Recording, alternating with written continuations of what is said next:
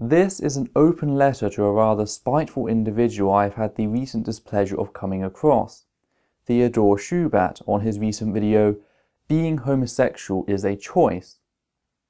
I have made this video as a sort of abbreviated version of my longer response video for the sake of my viewers who may not wish or desire to watch through 40 minutes of you screaming Theodore at the camera the same unfounded drivel over and over again.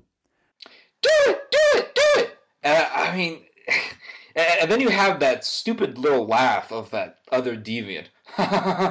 And they're acting like if you say it's a choice, it's as though you came from a rock or something, like you're just some crazy lunatic.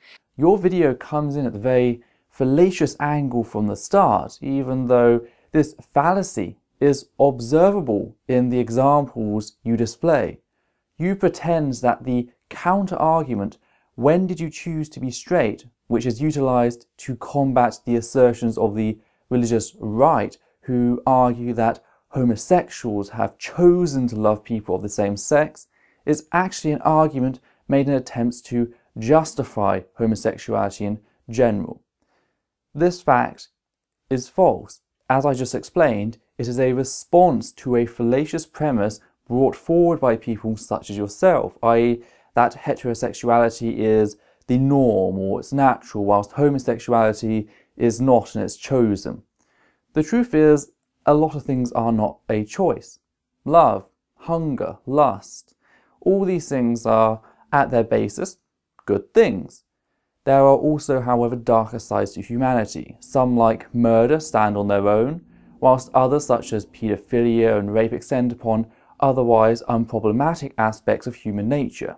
You see, what actually justifies homosexuality is the fact that people have personal liberty as thinking adults to consent into what they wish, so long as no other party is harmed intentionally with foresight. This is called liberty. Homosexuality between two consenting adults is natural.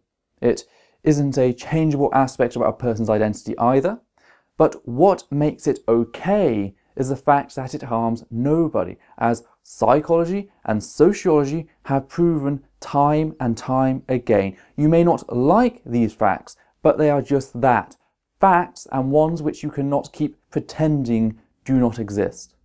The simplest way to show this, and it brings me a great deal of pain to have to do this to an apparent grown man, is to look at the differences between sex and rape. The impulse of lust is one and the same. The action of copulation is also pretty much the same. Some people may say that rape is more violent, and this may be a general rule, but consensual sex can also be a violent affair. The difference comes in the fact that in one scenario, both parties have consented, whilst in the other case, a person has withheld consent. Now, the right to consent and the principle of liberty/human freedom is entirely reliant upon the right to withhold consent. Without this right, an action is unethical. Your rights end where the rights of another begin. This is a very fundamental concept of our society, and it astounds me as to how you don't know why rape is wrong.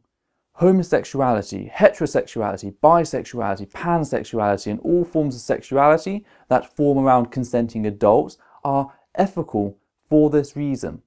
The fact that these are not choices is irrelevant, but the argument only really comes up in response to Christians who start with the fallacious notion to begin with. If you stopped making a stupid argument to begin with, we would not have to run with your silly premise. The only time being a choice really comes up in an actual justified manner is when discussing gay conversion therapy, and the fact that systematically we have found that gay conversion therapy does not work and it destroys the individuals that it is forced upon. So these forms of therapies actually hurt people, and that is unethical.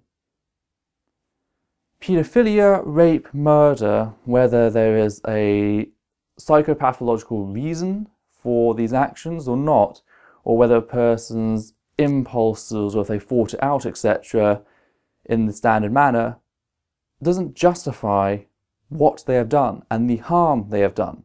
I mean, consider cool man syndrome, where the hypothalamus doesn't function and a person never goes through puberty. Would it be unethical to have consensual sex with these individuals if they desired it?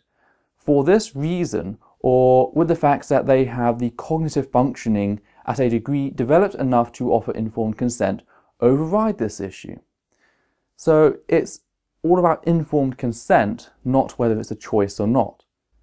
However, whilst being an impulse to do something does not justify the harm done, it does mean that the punishment should not be taken out of vengeance, but rather A, to separate them from society to further protect others and even themselves, and B, to help them if possible.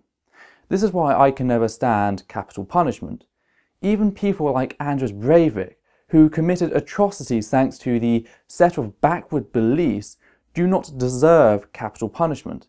The further loss of life cannot bring back life. It is a barbaric belief to think otherwise.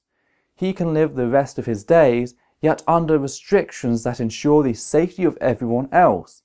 It's now your choice, Theodore. Are you ready to mature to the next step of humanity with the rest of us? Or would you prefer to just lash out in a childish fit of rage? I hope you pick the right choice.